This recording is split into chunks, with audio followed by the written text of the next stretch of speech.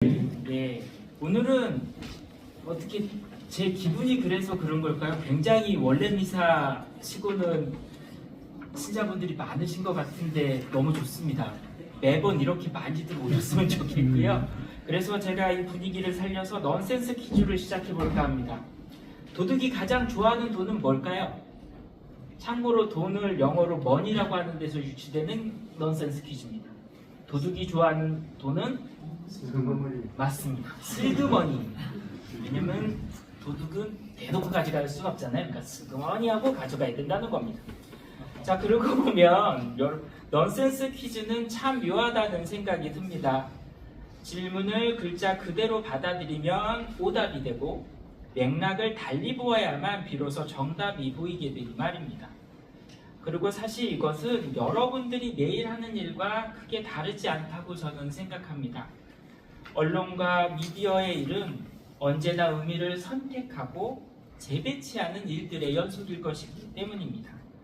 더불어서 무엇을 강조하고 무엇을 뒤로 미룰 것인지는 그저 기술의 문제가 아니라 판단의 문제이며 이 판단이라는 건 결코 가볍지가 않을 겁니다.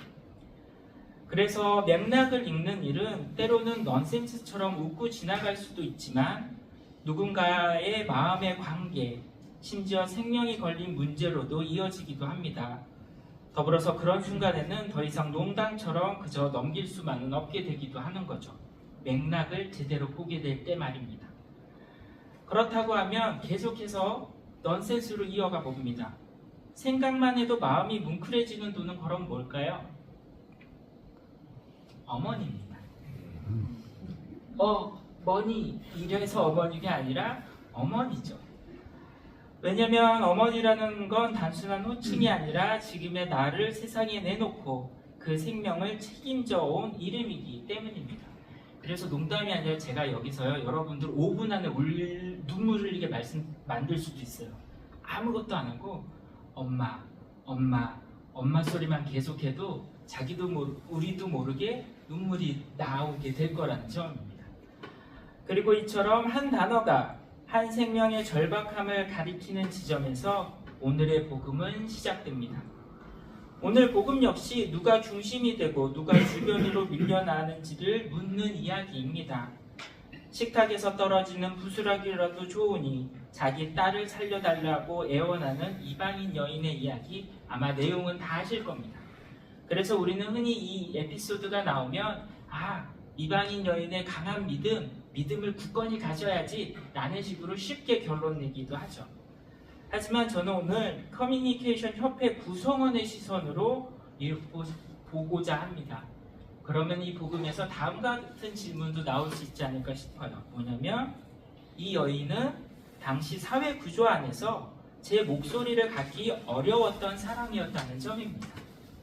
이방인이었고 심지어 이교도였으며 여성이었고 병든 어머니를 둔 과부였습니다. 제도적인 힘이나 사회적 발언권도 없었던 거죠. 오늘의 언어로 말하자면 중심서사, 곧 메인 기사에서 쉽게 배제되는 인물이었습니다. 하지만 하느님께서는 이 주변부의 목소리 앞에서 걸음을 멈추십니다. 더 나아가 그 이야기를 중심으로 끌어올리시죠. 진리를 바꾸신 것이 아니라 사랑의 순서를 드러내시는 것이었습니다. 무엇을 먼저 드러내고 살릴 것인가를 결정하는 순서가 뭐냐 그랬을 때 하느님께서는 겉으로 보이는 인간적인 기준이 아니라 사랑의 우선순위가 가장 먼저이다라는 걸 보여주셨다는 겁니다. 문제는 우리가 이러한 우선순위를 온전히 이해하지 못한 채 자기 기준으로 하느님을 재단할 때 문제가 시작되지 않나 싶습니다.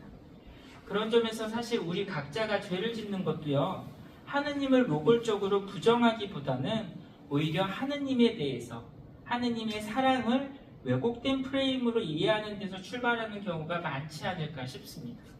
단적으로 여러분들 죄 짓고 싶어서 죄 짓는 분들 계세요? 나는 오늘 마음먹고 나쁜 짓을 해야 되겠어 하고 죄 짓는 거예요. 아무도 안 계신다는 거죠. 근데 결과적으로 봤을 때 왜 죄가 됐을까? 내가 볼 땐 이게 맞는 것 같아.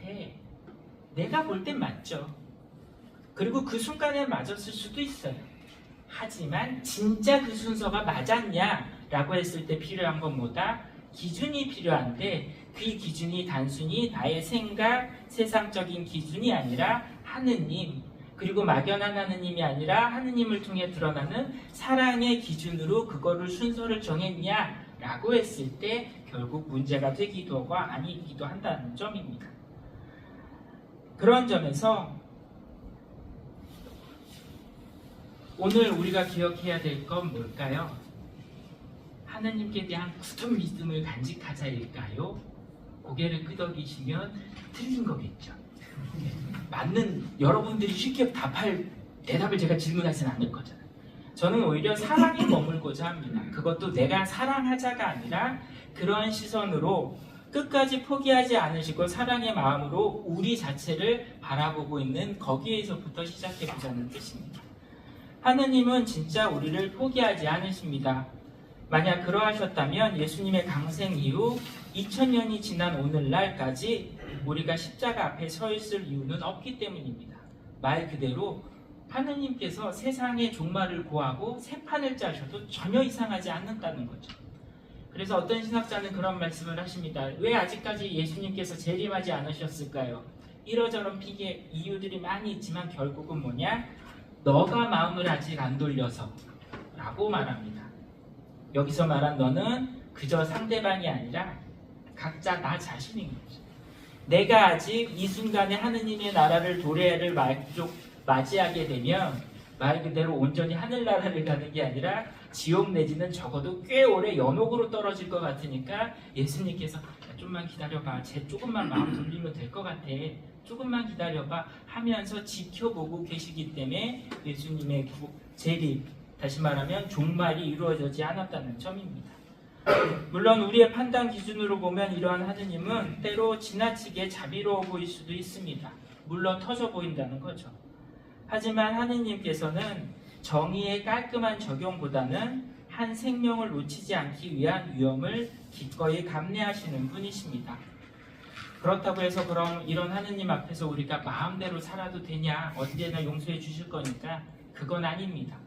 왜냐하면 철없는 자식도 언젠가는 부모의 마음을 깨닫게 되기 때문입니다. 다만 철든다는 것, 깨달음에는 시간이 필요하다는 점, 그리고 그 시간은 각기 다르다는 점 또한 우리는 기억해야 하지 않을까 싶습니다. 철이 드는 데는 시간이 필요하다는 거죠. 그래서 하느님께서는 오래 참으시는데 정작 우리는 기다리지 못합니다. 하느님은 끝까지 들으시는데 우리는 끝까지 듣기 어려워합니다. 우리는 너무 쉽게 그리고 빠르게 판단하고 끝까지 듣기도 전에 결론을 내리며 충분히 머물기도 전에 다음으로 넘어가죠. 제가 여러분들 앞에서 제 나이와 경력을 말씀드리면 정말 말이 안 되는데 나름 저 사제단 안에서 짬이 되거든요. 짬이 어떻게 되냐면 제 동기들이 서울교구인데도 불구하고 주임을 나가고 있어요. 제가 조금 동안이라서 그렇게 안 보이실지 모르지만 제 나이가 50에 가까웠다. 네. 감탄사를 해주시고 그렇게 양보하실 수 있다니까. 근데 이런 저 역시도 사제의 연차가 높아지고 나이가 올라갈수록 남의 말을 잘 못 듣게 되게 되더라고요. 듣다 보면 그거 다 뭐야, 이건 이렇게 하면 돼, 이거 내가 해봤는데 그거야 라고 나도 모르게 듣기보다 대답하고 뭔가 이해하려고 하기보다는 내 머릿속에서 질의 판단 내리고 결정을 내려보는 모습이 많이 있더라. 그런데 그 기준으로 오늘 복음으로 돌아가시면 이 이방인 여인의 딸은 사실은 등장조차도 못합니다. 아까 말씀드렸잖아요. 당시 기준으로 봤을 때는 진짜 어디 감히 예수님 앞에 나타납니까? 이교도가, 여자가, 더군다나 법적 대리인도 동반하지 않는 과부가. 그런데 오늘 예수님께서는 그 여인을 주인공으로 세우시고 기꺼이 은총까지 베풀어 주시는 모습을 보여주셨다는 점에서 단순한 예수님께 대한 믿음에 앞서 이렇게까지 지켜보고 있는 하느님의 사랑, 그런데 그 사랑을 받고 있는 나, 그러니 이런 사랑을 받은 나도 남들한테는 조금 더 너그러워지지 않을까라는 실정까지 가게 되는 게 오늘 복음의 핵심이지 않을까 싶습니다. 말 그대로 이토록 좋으신 하느님을 모시면서도 철없는 자녀로 끝까지 머물지는 않으셨으면 좋겠습니다. 우리 모두가 특히 가톨릭 커뮤니케이션 회원으로서 더 크게 말하는 사람이 아니라 아직 말할 기회를 얻지 못한 일을 먼저 비추는 선택을 해볼 수 있었으면 좋겠습니다. 우리의 언어와 시선이 조금 더 하느님의 선택에 가까워지기를 바랍니다. 우리가 믿고 따르겠노라 고백하는 하느님은 가장 조용한 목소리 하나를 살리기 위해 세상의 흐름도 멈추시는 분이기 때문입니다. 그렇다면 우리는 그렇게 멈추어 누군가를 기다려주고 목소리를 들어봐준 적이 있었는지 잠시 머물러 보며 오늘 미사 계속 이어가도록 하겠습니다. 복음에 관한 내용이 생각났는데요. 이렇게 사랑의 기준으로 산다는 거 구체적으로 뭘까 하다 보면 여러 가지가 있을 수 있겠지만 결국 오늘 이방인 여인이 보여줬던 약간은 억울함을 감내하는 것, 기꺼이 모욕을 참을 수 있는 모습으로 드러나는 게 진정으로 사랑의 기준으로 사는 단적인 징표가 아닐까 싶습니다. 그렇지 않고서는 안 되는 거잖아요. 그래서 생각난 예화가 뭐냐면 어떤 아주 이쁘게 생긴 꼬마가 엄마랑 어느 날 시장에 갔다고 합니다. 옛날에는 샌베이 과자 같은 거 과자 이렇게 근수로 파는 게 있잖아요. 애가 너무 귀여우니까 주인 아저씨가 그러셨대요. 아이고 귀엽구나. 가져갈 수 있는 만큼 한 줌 지어가서 먹어. 그랬더니 얘가 끝까지 안 가져가고 있더래요. 그러니까 엄마가 야 주인 아저씨도 가져가라 그러니까 빨리 한 줌 집어. 그랬는데도 끝까지 안 집고 있더래요. 그러니까 보다 못한 주인 아저씨가 이렇게 한 줌 지어서 이렇게 꼬맹이 주머니에다가 넣어줬다고 합니다.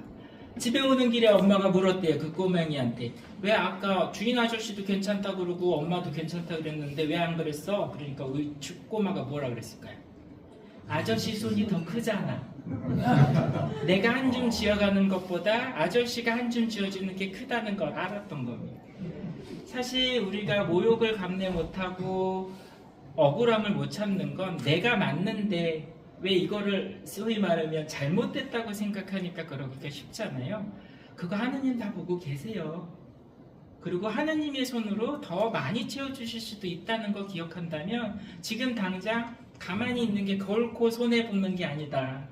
당장 눈에 보이는데 내가 한 줌 낼름 못 가져간 게 결코 손해가 안 된다는 거. 그리고 이런 마음으로 당당하고 신나게 살 수 있는 게 진정한 우리 신앙의 힘이 아닐까 싶습니다. 그리고 이러한 신앙의 힘을 바탕으로 거침없이 할 말은 하시고 또 아무도 안 들어주는 목소리에는 일부러 내가 확성기 붙잡아서 목소리 높여주시는 가톨릭 커뮤니케이션 회원들 되셨으면 좋겠습니다. 모두 일어나셔서 마침 기도와 마침 낭독 드리도록 하겠습니다.